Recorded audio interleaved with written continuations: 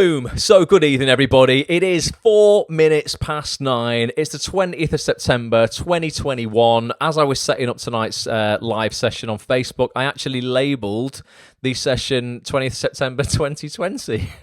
I don't know where the last year has gone. I only literally noticed that about 3 minutes before I went live. I was like, shit, I've put this a year behind from where we actually are. I don't even count 2020 as really being a year. It didn't really happen, didn't it? It's just an absolute blur. 2021, though, is not. We are full steam ahead. We are coming up now, too. This is really, genuinely, this is really important as well. I don't know if you've thought about this yet. I know I'm jumping the gun slightly, but in a couple of weeks, we're going to be entering sort of like, the last quarter of this year. And it's always a really interesting time, I think, in the acting industry, because it's the time where, and you know what, probably most industries where I see lots of people sort of like slowing down, slacking off, not putting the effort in. They're all about, I'll do it in January. We'll make our New Year's resolutions. This year's been a failure. It's almost like they throw away the last quarter if the first three quarters have not been what they wanted them to be. And how many times, I'm not a massive basketball fan, right, but the game ain't over till all four quarters have played out. And there are teams that have made a comeback massively in the fourth quarter and smashed the competition who was initially annihilating them in the first three quarters. So I find that the last quarter of the year is a beautiful opportunity for actors to really get ahead of the competition, because most people end up just slowing down and just sacking it all off and going, oh, I'll just do it next year. Yeah, I'll book some headshots for January. I'll get a new show reel. Maybe I won't look for an agent in the last quarter of the year, because they're probably not looking for anybody. So I'll do that in the new year. And they do it in the new year when every man and his dog is trying to get representation. So we're basically, entering a really interesting time. Sarah said 2020 did not count. I don't think it did. I don't think it did count. It was a little bit crazy. 2021 though, it's been a decent year, to be honest. I mean, obviously, yes, there's been a lot of adversity in society, but it ties me on nicely to the first thing I want to talk about. Last week, I put out for members of actsonthis.tv this session. Let me take you over to the site. I recorded the first. I was so excited to do this, and please, if you've watched this, if you're a member of the site and you've watched this, it was a 2-hour chat. I'll play a little bit out of it in a minute. That I did with Petch, the first in-person podcast for 18 months. If I just play this video a little bit, you'll see us sat at my kitchen table in my apartment with the podcasting kit out again. We had not been able to do this since lockdown, since the first lockdown hit. So it was amazing. And what we did here is basically for 2.5 hours practically discuss all of the lessons that we had learned throughout 2020, to be honest, although it was a blur, and 2021 until this point. Lockdown lessons and life, basically, with me and Petch. Petch was the one who was asking me the questions. A lot of people in the community put questions forward for me. Thank you so much for that as well. I feel it was a really interesting discussion. I had a bit of a rant at times, but hopefully it was valid. And we went off piece a lot of times as well. Ended up talking about all kinds of stuff, relationships, love life, all kinds of things, extracurricular, not just acting industry related. But I'll play a little trailer out for this, some of the things that we spoke about, and then just to recap on really 3 of my really biggest lockdown lessons over the last sort of 18 months. But let me know in the chat. I'll just come back on camera before I play the trailer out. Let us know in the chat if you have watched it, and also if you would like me and Petch to create more of that kind of content. Yes, if you're an Acts on This member, you get access to our weekly live sessions. I'm going to be going over what we're going to be doing tomorrow night with, in my opinion, the best headshot photographer in the TV industry, in the TV acting industry. Although Tony Blake is the guy I've got on tomorrow night. He's also one of the most established on-set photographers for TV drama. He does a lot of stuff for the big TV dramas, going and take the production stills on set. But yes, you get access to those on a weekly basis. We bring the biggest casting directors on, agents, actors, writers, producers. But that's all on Zoom. Okay, and that's live, and that's cool. You can catch up on the recording if you're not a member, or if you are a member, you can catch up on the recording as well. You can't catch up on the recording if you're not a member. I said that wrong. If you're a member, you get the recording. But I like these kind of chats that we have as well, because they're longer. We get a bit more in depth, and they get a bit more personal. So I would still like to bring in actors and casting directors and writers and producers into the kitchen for a coffee, and we get like the real bare truth. You know, they're sort of like, I feel people open up a little bit more when it's in person. Yes, they're longer, but I personally, and let me know your thoughts as well, I'm so up for feedback. I personally really enjoy long podcasts. I don't know about you. I know a lot of people in the community always tweet me when they're driving and they really like listening to like the in-depth long ones. Some people maybe prefer more bite-sized stuff, but I love getting stuck into a proper deep podcast, even if it's like 3 hours, and I might listen to it in parts. But you know, I'll clean my flat on a Sunday and I'll be like, I'm just going to put this on, and it's almost like you really feel like you're with the people who are speaking. So if you want more of this kind of content, let me know. I'll check the comments as I play this little trailer out for it now. But this is in your members area right now if you're a member of actonthis.tv. If you're not and you want to come and join, you get access to this instantly. But here's a little bit of me just having a little rant about the last 18 months. And this is genuinely just my truth, guys. I remember a real panic sort of taking over our industry, where actors were like, I'm going to be completely out of work, there's nothing I can do about it. And I sat there one evening, I think we'd lost about 60 members in a week. Everything I've worked for the last 10 years could be over in 3 weeks. And we are back in the kitchen. Let's take our masks off. We are safe. You're safe, yeah? I'm double jabbed, yeah. Yeah, but you don't think you've got anything? I noticed through that time a lot of people either went into fight or flight mode. It was survival of the fittest, you know what I mean? I saw people give up on their dreams, their careers, and I saw people thrive at the same time. Our lives and our successes are not dictated to by chance or powerful other people. They're really dictated on the amount of specific action that we take as individuals to get what it is we want. But in order to get it, you need to know what that thing is that you want. You get to choose what career you chase in your life. There are people in the world who will lose their lives because they chose to be a journalist, because they wanted to do a job. You know, here you're never going to have that happen. No one's going to go, you're an actor. Oh right, well, that's it. We're going to persecute you, put you in prison, or we're going to kill you. You get to do it. You don't have to do it. Please don't complain about the job that you choose, because if you're not happy, choose another job. So what you're seeing people doing who are winning, what are they doing? And people who are losing, what are they doing? Like, what are the habits? What are the traits? Ultimately, it's the people who believe they can. I don't want to get to 92 and look back and go, fucking hell, didn't have the courage to chase that dream, didn't do that, didn't make that film, didn't write that book, didn't, help that person, didn't create that podcast, didn't shoot that tape, or whatever it is. What are you going to do before you get there that's going to make it all worthwhile? Everything you need is within you now. And you do have the courage to see it through. So find it and go and do it. That will be my advice.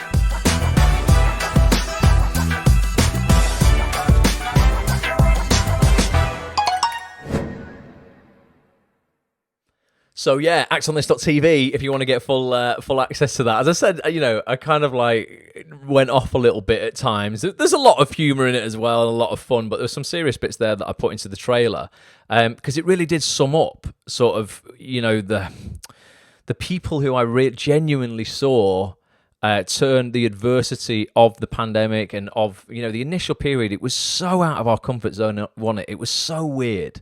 We're all kind of used to that now. But people really did turn that adversity into advantage. It would have been horrific, and I completely understand. Like, if you've been touched by it personally, in terms of health-wise, or a family member has, that's a completely different story. Okay, but if you were fortunate enough for that not to happen, there was an awful lot of opportunity within it for actors if they went and they seeked that out, as opposed to sort of almost giving up and going, I'm helpless. But I'll talk about that in a second. Liz says, I've watched it. Defo gave me a kick up the arse.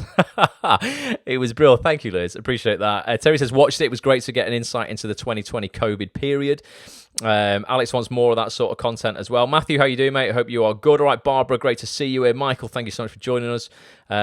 Josh is still on his train. Josh, keep that connection refreshed, mate, if it's going in and out.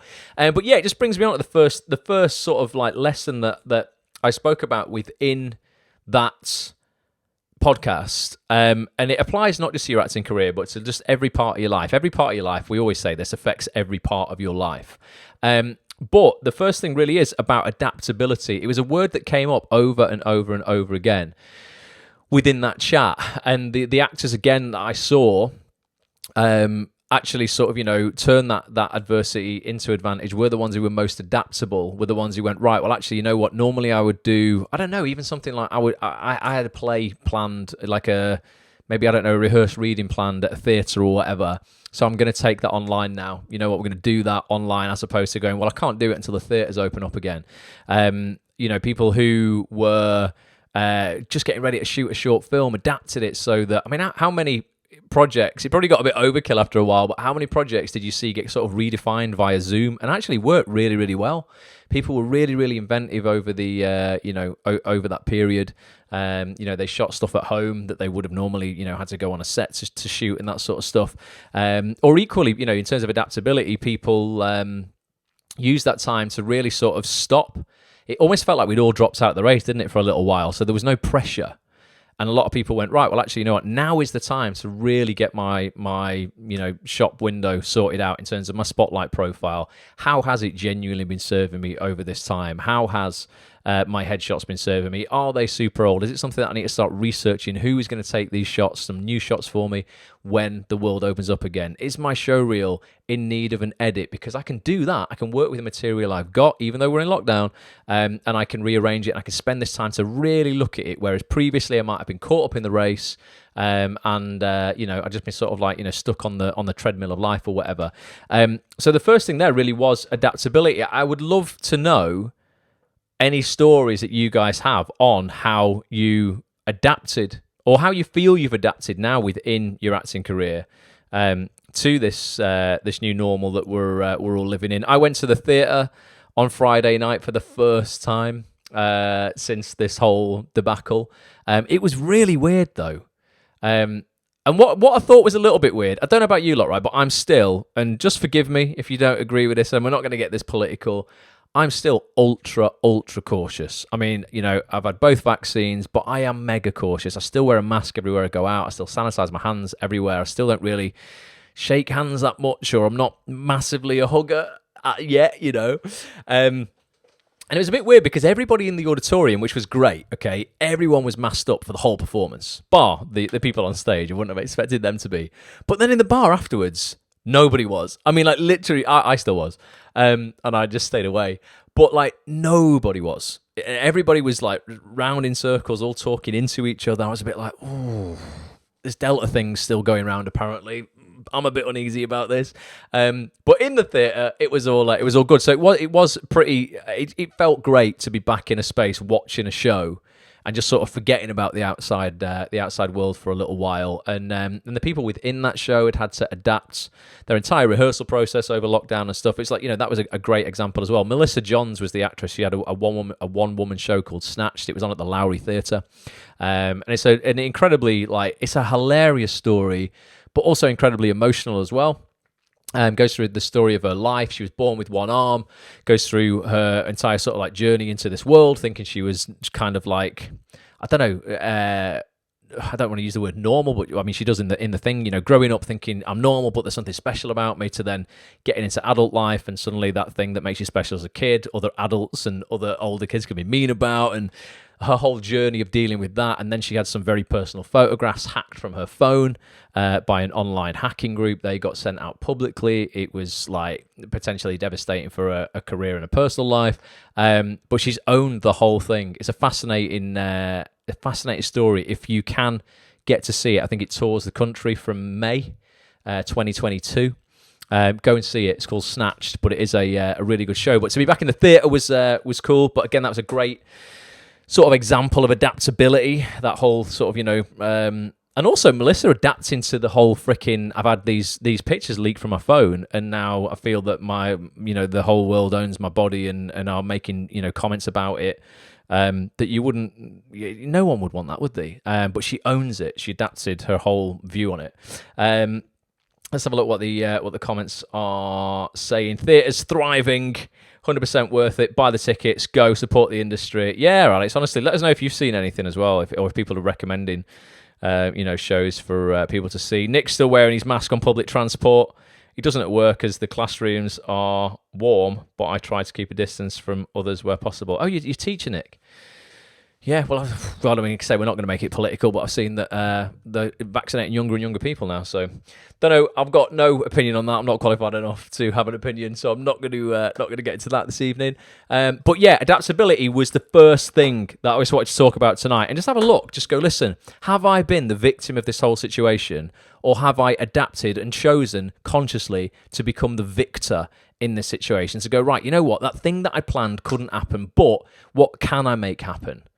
You know, particularly now, like, you know, Alex says there, things really are opening up again. Fingers crossed, we're not going to go back to anything like that. The second thing, is that what I've said there, there's always advantage within adversity. You know, you hear it all the time. Like, you know, again, it's about how you look at this world.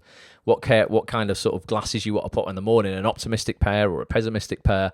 And if you look for the shit in the world and you look for the trouble and the strife and the struggle, that's all you're going to see. That's literally it, because to be scientific, there's a part of your brain called your reticular activating system, which is your filter for the world, which effectively tunes into the thing subconsciously that you're focusing on. And if it's like, oh, this industry's unfair, there's no auditions, there's no opportunity, it's biased, everyone's against me, I have no money, I have no time, everything is scarce, that's all you're going to see. Whereas if you tune into what you want, then you will see more opportunity to get it, because your RAS will be tuned in to going, actually, how can I help Alex or Nick or, you know, anyone who's watching this or listening to this, how can I help them see that opportunity in the world? It's a bit like the cocktail party syndrome, where you can be in deep conversation with somebody, but you could just hear, Ross, could be right across the other room in a loud room, and you go, shit, did someone just say my name there? That's because that's deeply ingrained into your being, you know, your name. Your RAS picks up on it, even though you're not looking for it. You know, you're not listening out for it. It's like you can't miss it because you're tuned into it. When you do that with opportunity, and when you do that with being so fixated and grounded in what it is you want, and you need to know, I said in that trailer of that podcast, in order to get what you want, you really need to know what it is. So to work more in this industry is not a good goal, because it's not specific. You know, to have more acting jobs, to earn more money, terrible goals to set. They're nowhere near specific enough.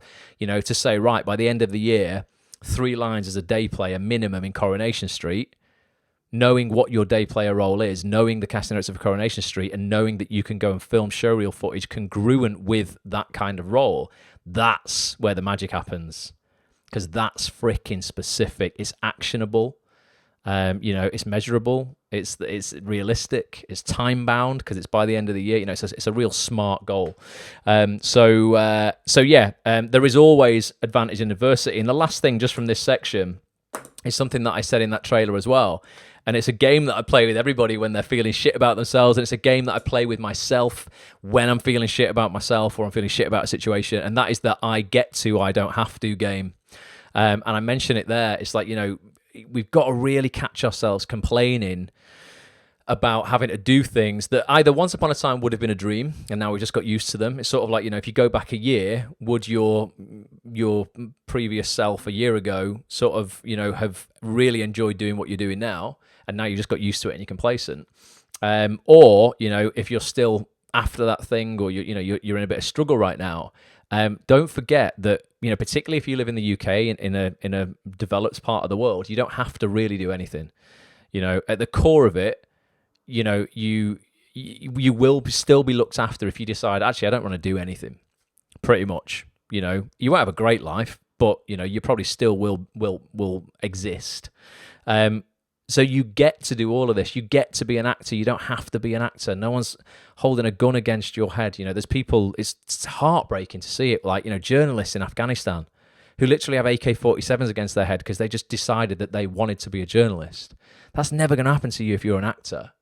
So don't complain about it being hard, or don't complain about, you know, there being competition or there not being the perfect audition for you available right now. Like, it's tough loving it, but it's like, you have to just go, look, I don't have to do any of this. This is a game that I get to play, and I'm not going to take it super seriously and just like constantly hate myself for not being where, you know, I feel that I should be right now. Everyone's on their own clock. You got all your own time, plenty of time left on the clock for everybody, plenty of opportunity out there. The opportunity to make your own opportunity if you don't feel that the right opportunity is there for you right within this moment. And you can do that. I don't have to, I get to game with everything. Sometimes on a Saturday night, I'm like, I do my shopping on a Saturday night. I go to Sainsbury's on a Saturday night because no one's there. It's dead quiet. I hate shopping in crowded supermarkets. And sometimes I'll be sat there and I go, oh God, it's like 9 o'clock. I'm knackered. I can't be arsed. And then I'm like, Ross, you don't have to go shopping. You get to go shopping. What a privilege it is. Like, really at the basis of it, and it sounds mental, but like not to have to go out and forage for your own food. You can literally have the luxury of walking into Sainsbury's and everything you need is on a shelf. The stuff that you need to be chilled is chilled. You know, you have the money to pay for it. You have the ability and the use of your body to carry the bags up the stairs to your apartment. Like, you know, get over yourself, mate. And I have to have a little word with myself and go, no, this is a privilege. Sometimes in the morning, I can't be arsed working out. No, you don't have to work out, mate. You get to work out. What a privilege it is to be able to use your body and be able to work out, because there are people who can't. The I don't have to, I get to game is a pretty useful one if you're not quite feeling super inspired. It's a decent one. Right, I've got more stuff. I've got some more videos to play out in a minute. Let's just get into some comments. Matt, how you doing? Says, I've read that. I still wear your mask on public transport. Bradley, how you doing, dude? Says, hope you're well. The pandemic, I know it's going to sound weird, but the pandemic has helped me in some ways because it has opened up training opportunities for myself that would not normally be available. For example, all through lockdown, I've been training, so the lockdown hasn't really affected me really. Yes, the projects I was working on had to stop, but it's back up and running now, so lockdown for me has been a benefit because it's helped open up more training opportunities. For example, tonight I'm continuing with an online 6-month training program that I was fortunate to be accepted on. Full lockdown hasn't really changed anything much for me because I've used this time to skill up and make connections and train. Yeah, I'm good on you, man. It's wicked. I think you emailed me today, Bradley. I've got a reply back to you, mate. I will definitely drop you a reply. But yeah, there has been an awful lot of good that's come out of it. I know it sounds crazy, and it's not taken away. I'm not talking about anybody who's been affected by this personally in terms of health. That's a completely different ball game. If you have been lucky enough and fortunate enough not to be, there is a lot of opportunity that's come out of this. Liz says, cheeky plug, I'm going to be performing at 53.2 in Manchester, showcasing some amazing female Northwest writers. If anyone's in Manchester, it will be great to see you. Liz, we need more info. When is it? What date? What time? Let's give it a proper plug. Barbara, how are you doing? Says, I think COVID affects... what's that? COVID on Carrier's private lives. Anything not going to to be the same again, but it's not a reason for resignations. Trying to avoid meetings, pushing friends away. Need to be optimistic. Yeah, absolutely. We all need optimism. I think it's the last. It's the last thing that can go. Without optimism, you've got nothing, Barbara. And Alex had a very fortunate year work-wise, game-changing year. Anything is possible in a pandemic or not. Consistency, persistence, teamwork. Act on this is teamwork, he says. You've got to be in it to win it. Yeah, man. Honestly, there is a lot. And Richard is here from the States. All right, Mr. Haler. Good to see you. And Mark says, I get to is powerful. I have to remind myself of it regularly, as it can be very easy to forget when things feel difficult. Yeah, man. Mark, honestly... And do you know when it always comes back for me? And that's why I've mentioned health a few times tonight. So I'm like, look, if you've been touched by the pandemic health-wise, totally different story. Because that's my Achilles heel. I can go hell for leather, work, try and be as productive as I can. Like never, I struggle to switch off a lot of the time. But... I'll be striving for things that I feel I really care about. The second my health isn't right, so after the second COVID jab, I had lymph nodes all down my neck here. They're called your deep cervical lymph nodes and mandibular lymph nodes. I know all about it now. There's the one just under your chin there. Got really angry, and it felt like they were never going down. It took over 6 weeks to get back to normal. Touch wood now. Fingers crossed we're all good. But there did come a point where I was like, freaking hell, is this just the vaccine or why are my lymph nodes going mental? And the second you begin to worry about your health, it puts everything into perspective for me. Do you know what? Like, I don't know how you guys feel, but a lot of the time for me, it's almost like if it's health-wise, because I can't control it and I'm a control freak, the dark clouds come over and nothing matters. Genuinely, it's almost like it sounds crazy. There can be moments where I have no enthusiasm for anything bar getting better. I don't care about anything else. Those goals that I was so mad about yesterday and so passionate about, I'm like, well, it doesn't mean anything. If I'm not right, my health isn't right, nothing is right. So that I don't have to game, I get to is so so powerful in moments like that. When you get your health back, you're so grateful. I'm like, God, what? I've said this before, like, why wasn't, before I was scared about my health, why was I not cartwheeling down the street yesterday when I didn't have this worry? So reminding yourself that even if you feel you've got nothing but your health right now, you really have everything. Because if you don't have that, nothing else matters. At least for me, anyway. That's just my experience of being a human being without your health. So really look after yourself. Like, that's absolutely critical. Really is. For me, it's it's the building block of my life. I started running again yesterday. Used to do a half marathon every Sunday. For 10 years, I did that. That all went to shit in lockdown. The last one I did was on Christmas Day. So I started that again yesterday. My legs are killing. I did do a half marathon. I can't get that fitness back in 1 week after 9 months off.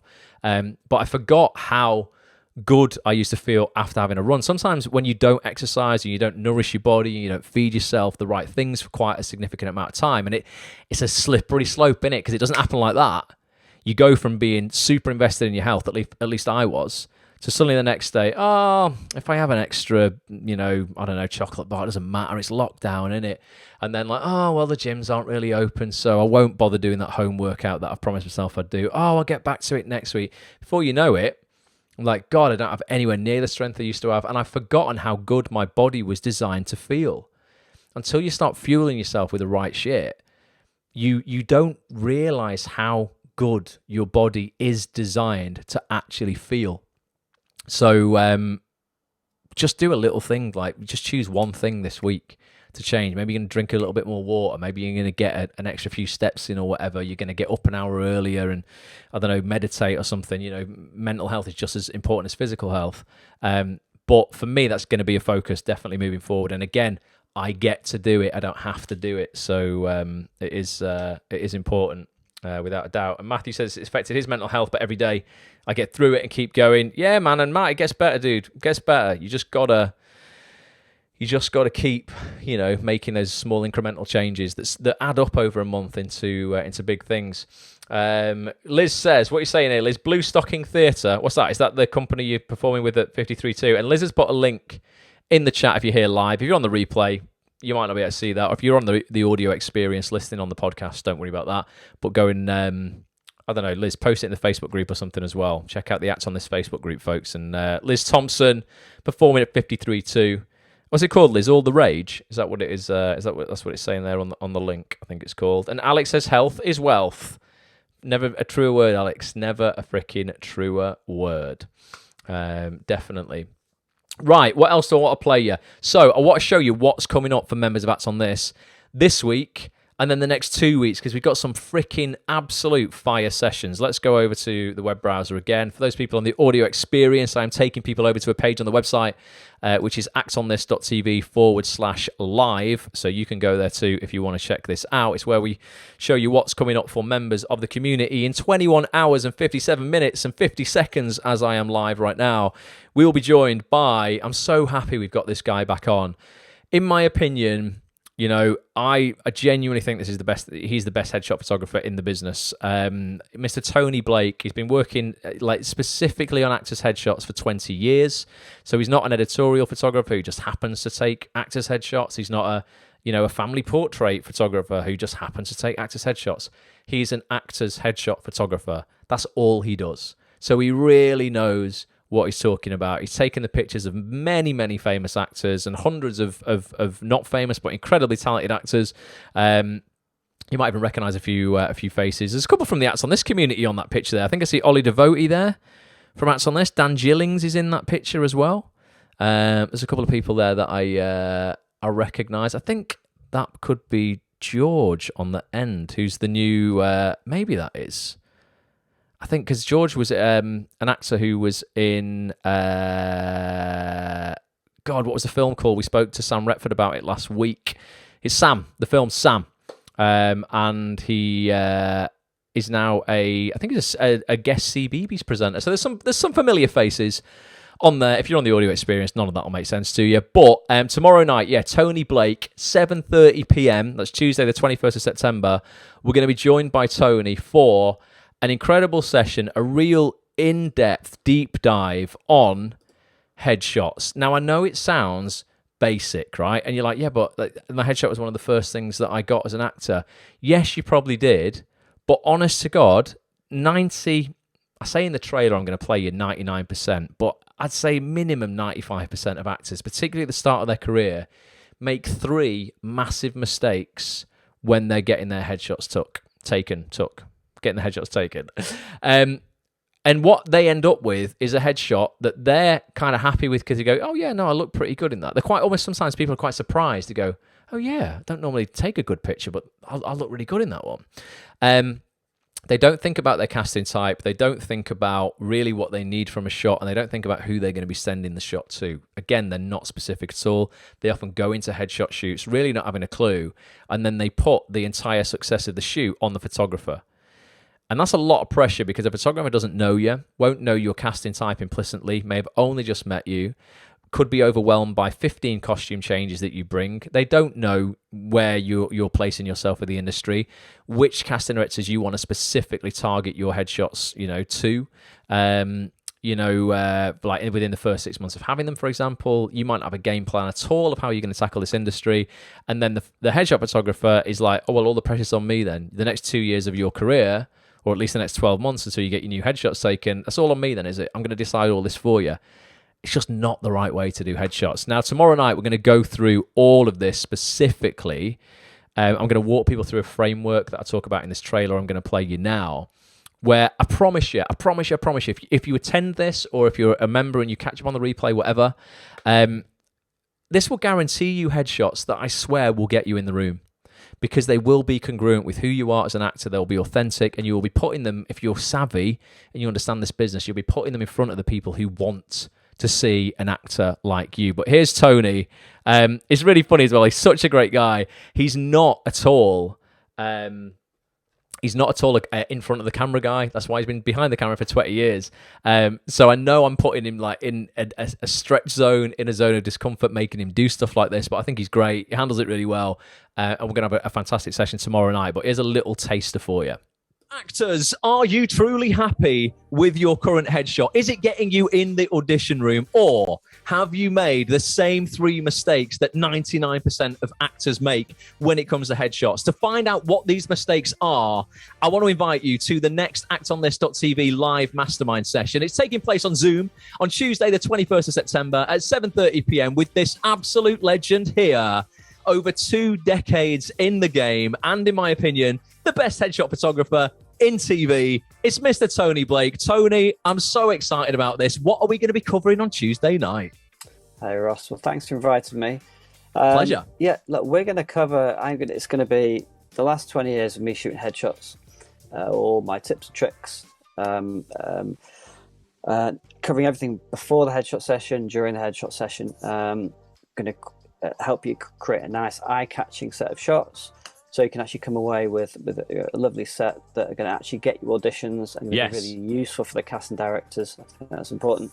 And also, we're going to be covering a framework with you, Ross. Is that right? Yeah, I've created a little framework for everybody, folks. It's called the WOW framework, okay? The word that we all want people to say when they hear our headshots. It's 3 very simple things to think about before and during your shoot. Like Tony says, to guarantee you get a set of shots that do lead to auditions. So many actors get headshots that just get them nowhere. They choose them for the wrong reasons. We're going to go through it all on the evening so that you do start getting in the room way more often. If you want to get involved in this, get yourself over right now to actonthis.tv/live for full details of this session and all future sessions as well. We do this every single week with the biggest names in the game, the biggest casting directors, agents, actors, writers, producers in TV.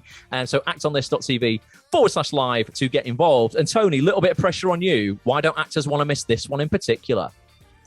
Wow, okay. Well, apart from it being 10 years since I've done the last one with you, Ross, yeah, that's a long time to wait for the next one. But all the tips and tricks I know, everything I've picked up, all the feedback, is I can pass it on to you, and hopefully that'll be really useful for you.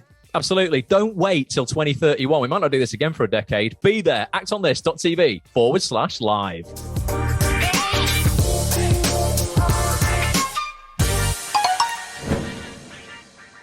Boom, actonthis.tv/live to get your seat. And did you hear what I said there? I just had my head in my hands as I heard it back. I said, you want to, when I talk about the wow framework, I was like, yeah, because you want to hear the word wow when people hear your headshots. I mean, there'd be special headshots if they made a noise. I meant when people see your headshots, obviously. But yeah, the wow framework is something that I came up with a while ago, actually. That just really are just three things. It's an acronym, stands for three things that if you think about before and during a headshot session, and also you are planning for what happens with your shots after that session, I promise you, you're going to have more success. You're just going to have more success if you get a few things right. We're going to be going over all of that tomorrow night. You'll get to jump on camera with Tony, ask him a few questions as well. I know a few of you guys in the community have got sessions booked with Tony towards the end of this year, so this will be invaluable for you as well. And if you're not a member and you've previously had headshots, or you've got a current headshot now and you're just like, this is just not getting me in the room, there is something wrong, grab a membership and come and join us. Even just for this month, we've got some incredible sessions coming up, no obligation to carry on after that, but your headshot is the first thing that casting directors see, or agents as well. People put all the emphasis on their show reel, and that's freaking important. But people might not get to click on your show reel if your headshot is not right and is not authentically you, isn't eye-catching, like Tony says. And that doesn't mean it's crazy and overproduced. There are certain things that you can think about to make your headshot stand out from the crowd without it being over the top and completely airbrushed. And I've seen people, I'm sure. I saw a girl's headshot once. I don't know who it was. I mean, it's great look. But it was like one of those scenes out of a Hollywood film where the fans blow, Michael Jackson, what's the Earth song? Wah! Like that. The wind blowing in this girl's face. I was like, your hair's all over the place. That's not right for a headshot. Unless you're going to walk in the room with a big fan every time you go in. Just with, what are you doing? Just what I look like I do in my headshot. We're going to cover it all tomorrow night, basically. Yeah, if your headshot is not getting in the room, or if you don't know what's not getting you in the room, it could well be that initial shot. And there's a few things we're going to talk about that you might never have thought about before. So that's tomorrow night. Next week gets better and better, folks. We've got, for the first time ever on actonthis.tv, one of only two BAFTA-winning casting directors in the country, Mr. Des Hamilton. Casts, just some of, again, the biggest films and TV shows in existence. He was responsible for casting Jojo Rabbit, an incredible film that won an Oscar. He himself won the BAFTA for casting for Netflix's Top Boy. Des, what's different about Des to a lot of casting directors is he not only casts in the same traditional way as a lot of, most of the industry. He's very, very, very open, and his team, he's got quite a big team, to cast for high-end drama and film via street casting.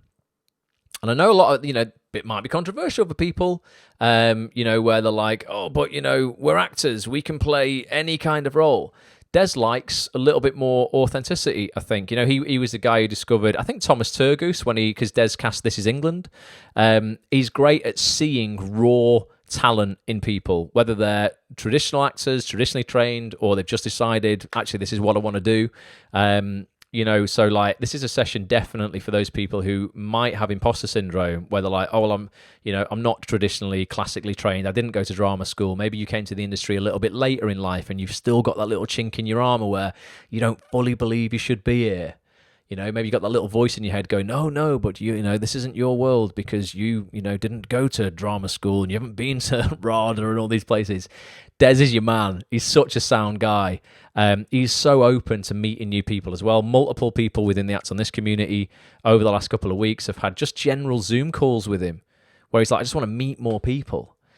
So we're going to be having this is going to be a real quick fire. Des is incredibly busy casting right now, but I've persuaded him to give us 60 minutes of his time next Thursday night, 7:30 p.m. till 8:30. It really will be a bit of a rapid session, but I just want everybody to meet him. He's just an incredible bloke.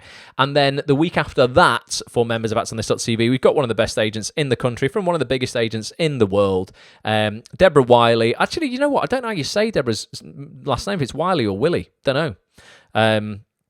Willey. No idea. Willie Russell was without the E, wasn't it? So probably just Deborah Wiley. Let's go for Wiley, Deborah. I will ask her, though. Before that, I was calling. Who was I calling? I was calling Simone Pereira Hind Simone for years. She was like, "No, Ross, it's Simone." I'm like, "Oh God, I've wrecked it again, haven't I?" I was calling Louise Kiley, one of the biggest casting directors in Ireland, Louise Keeley, for about 5 years. I'm shit with names. So if I ever say your name wrong, please correct me. But this is going to happen on Tuesday the 5th of October, 2021. Independent Talent, obviously one of the biggest agencies in the world, with the biggest actors in the world on their books.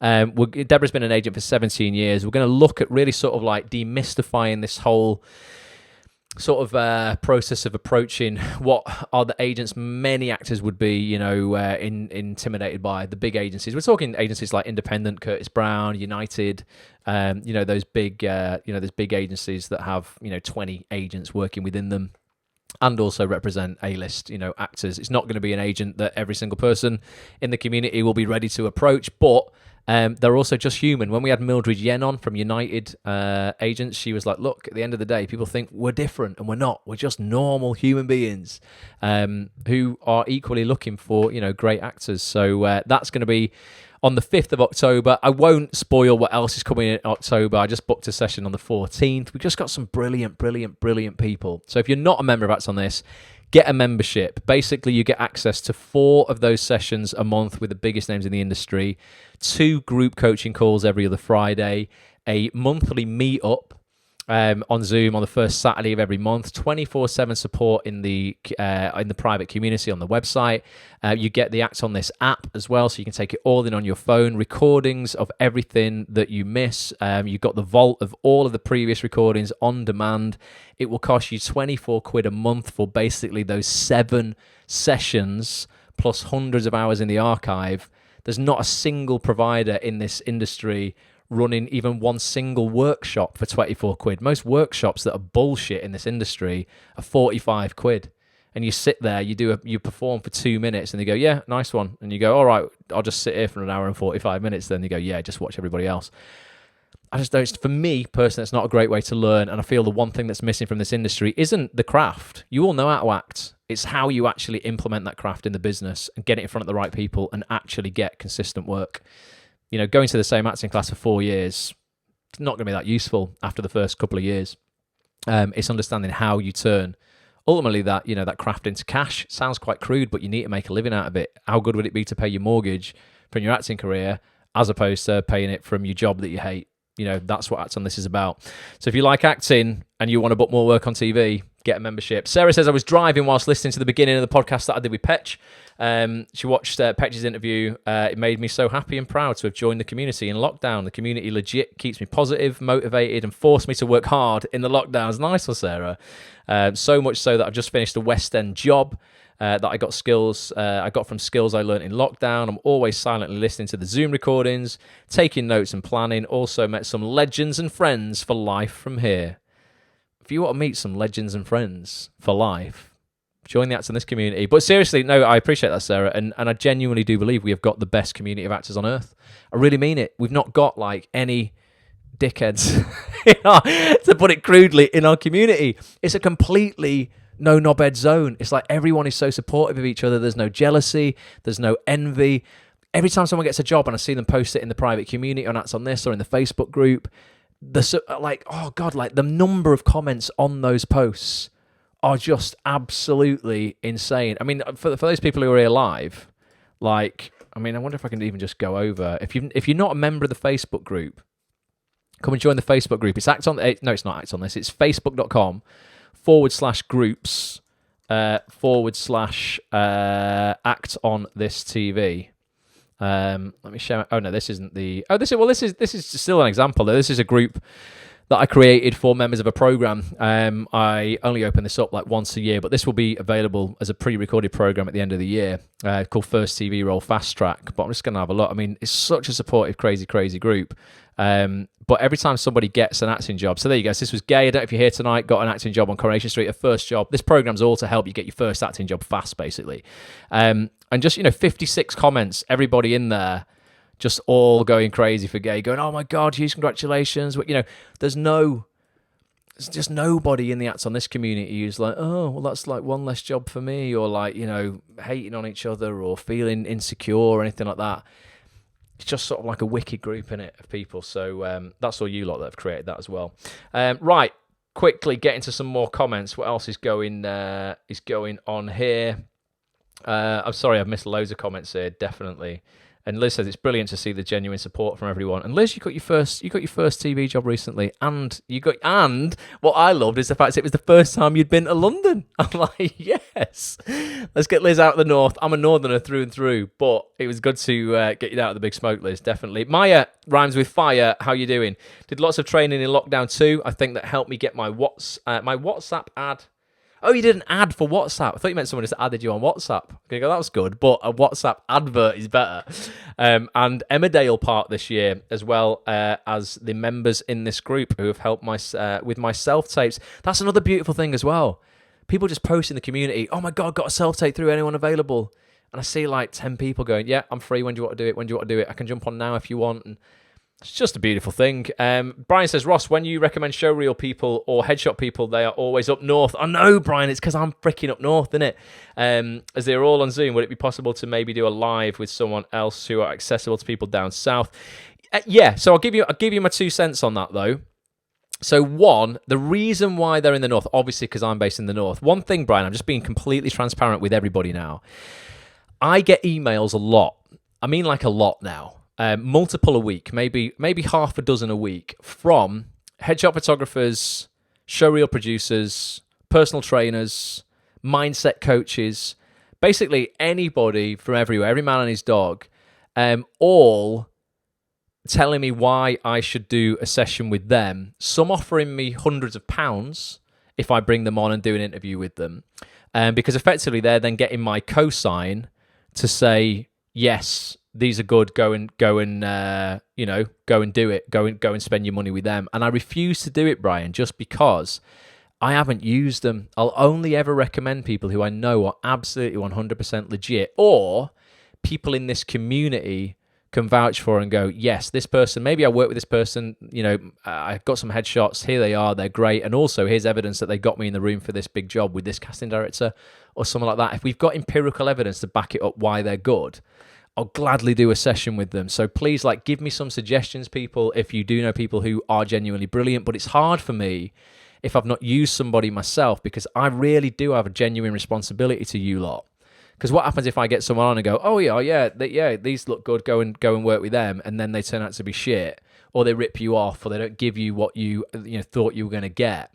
That's just going to reflect badly on me and my reputation. So that's the only reason I tend to recommend what I've used. The only thing I say about showreels, though, Brian, is Chris Stone's in the Midlands. So you can get, I know it's a slower train, but if you get the local stopping service rather than the express from London, you can get a ticket directly to Stoke for 11 quid.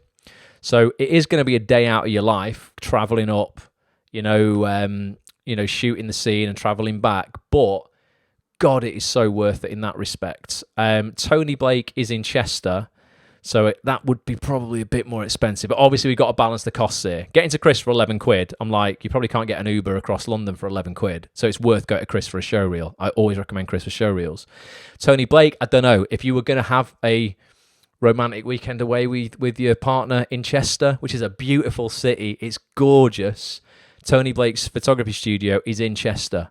So maybe you could couple up that trip with, I'm going to get my headshots done while I'm there, so it's not really costing you any extra to be there.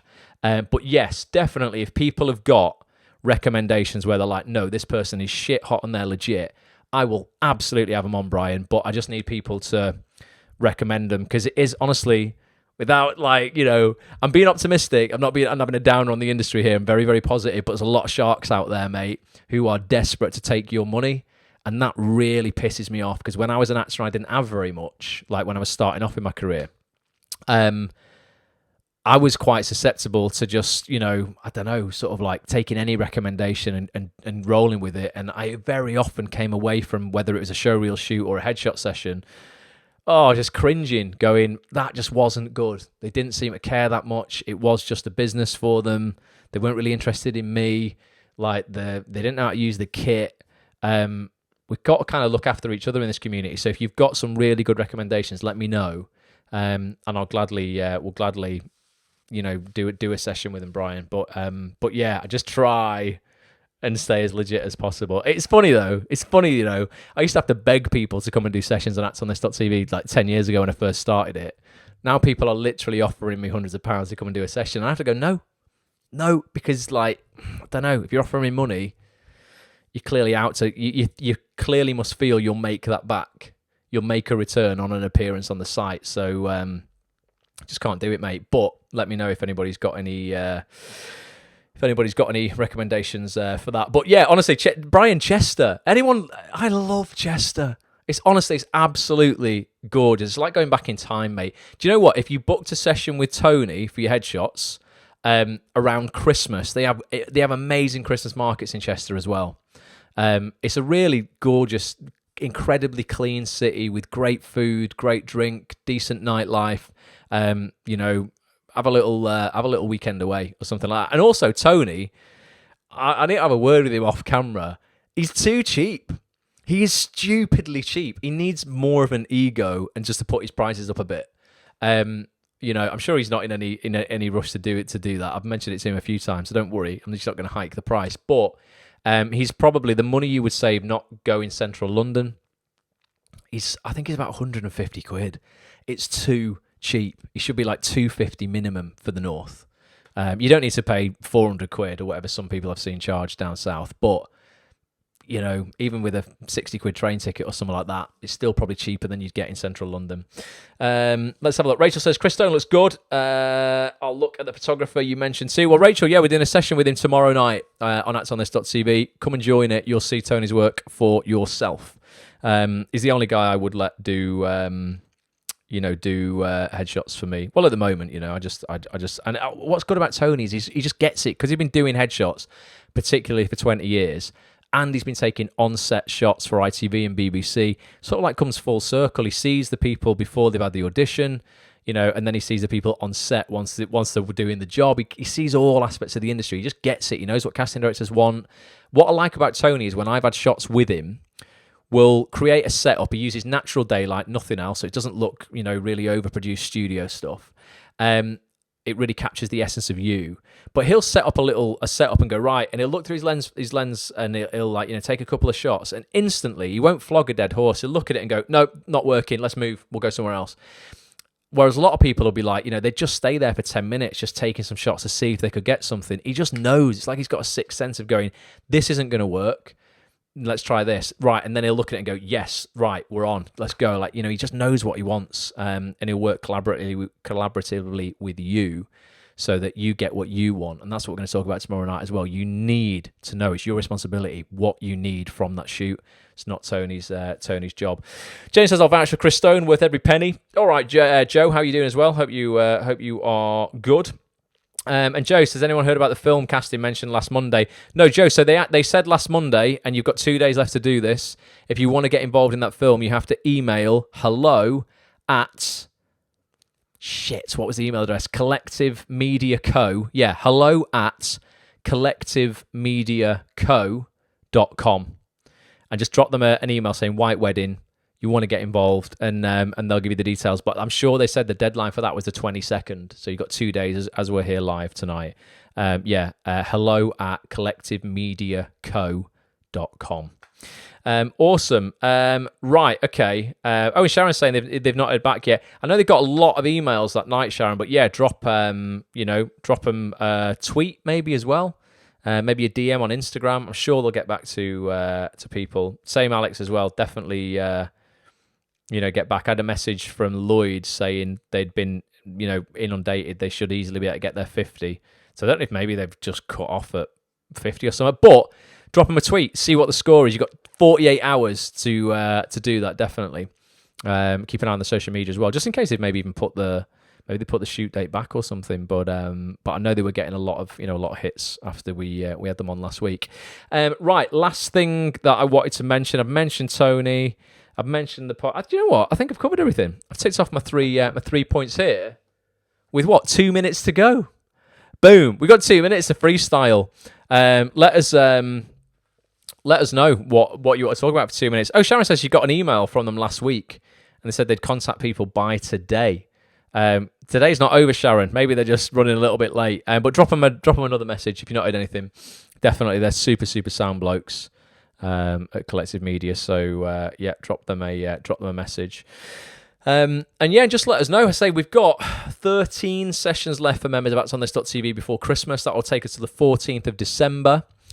Amongst those 13 sessions, we'll definitely have at least one cocktails and conversation session where we jump online and have our little Christmas party. Someone said before, can we have an in-person Christmas party?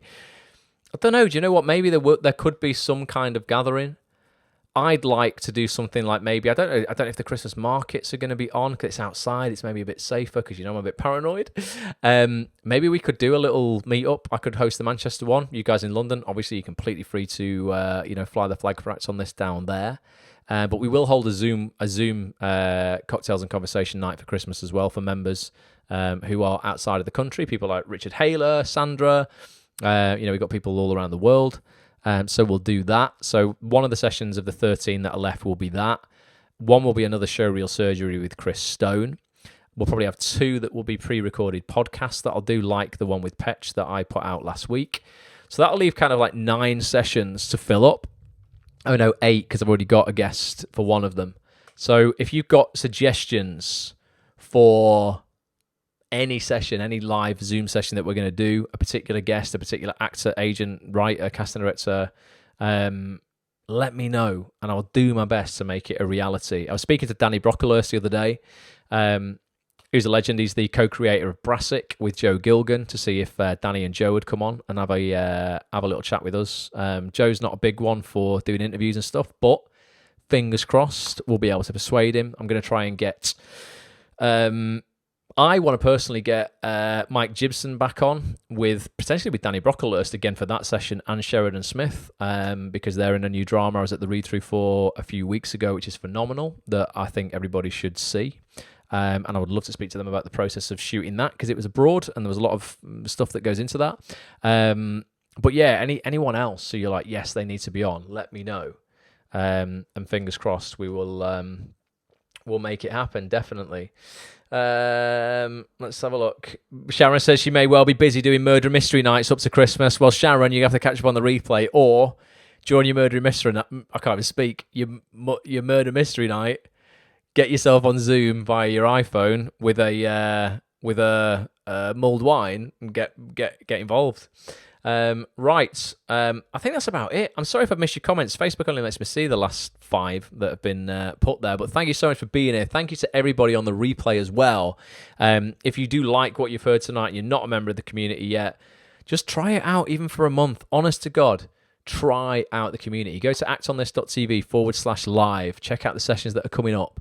They change all the time. We have new guests every single week. Magical things can happen in your career when you are being introduced to the most influential people within the industry on a weekly basis, and you really start to understand this business. It's not all about going to your acting class. You're not going to get discovered that way. You need to make sure people know who you are and that you exist, and there's very specific ways of doing that are effective, ultimately. There's also a lot of ways of doing that are not effective. So come and learn really about the business side of show business. It really is a business. You are your own business. And you should look at yourself as a business as well. And maybe that takes a mindset shift and a shift in a building confidence, because you are a business and you should be looking at earning a living from this industry, not just doing it as a hobby. Unless you want, if it is a hobby, that's totally cool as well. But if you want to make it your full-time career, you really need to understand how it works, and that's exactly what actonthis.tv will help you do. So I will. I'll finish. Oh, and Sharon, I know you don't have an iPhone. She's just put iPhone. Don't swear at me. I'm an Apple boy through and through.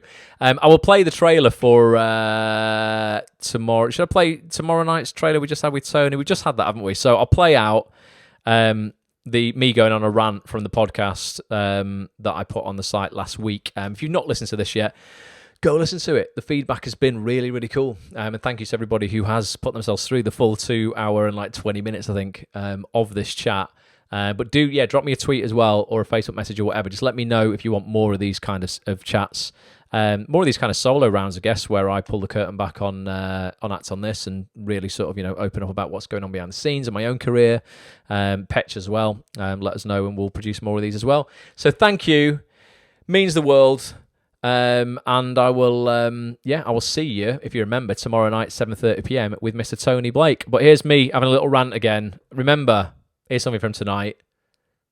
You don't have to. You get to do it. All right? Until next time, bye for now.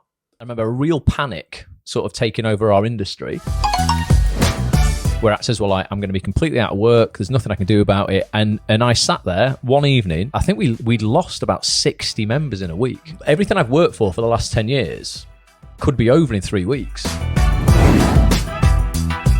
And we are back in the kitchen. Let's take our masks off. We are safe. You're safe, yeah? I'm double jabbed, yeah. Yeah, but you don't think you've got anything. I noticed through that time a lot of people either went into fight or flight mode. It was survival of the fittest, you know what I mean? I saw people give up on their dreams, their careers, and I saw people thrive at the same time. Our lives and our successes are not dictated to by chance or powerful other people. They're really dictated on the amount of specific action that we take as individuals to get what it is we want. But in order to get it, you need to know what that thing is that you want. You get to choose what career you chase in your life. There are people in the world who will lose their lives because they chose to be a journalist, because they wanted to do a job. Here, you're never going to have that happen. No one's going to go, you're an actor. Oh, right, well, that's it. We're going to persecute you, put you in prison, or we're going to kill you. You get to do it. You don't have to do it. Please don't complain about the job that you choose, because if you're not happy, choose another job. So what you're seeing people doing who are winning, what are they doing? And people who are losing, what are they doing? Like, what are the habits? What are the traits? Ultimately, it's the people who believe they can. I don't want to get to 92 and look back and go, fucking hell, didn't have the courage to chase that dream, didn't do that, didn't make that film, didn't write that book, didn't, help that person, didn't create that podcast, didn't shoot that tape, or whatever it is. What are you going to do before you get there that's going to make it all worthwhile? Everything you need is within you now, and you do have the courage to see it through. So find it and go and do it. That will be my advice.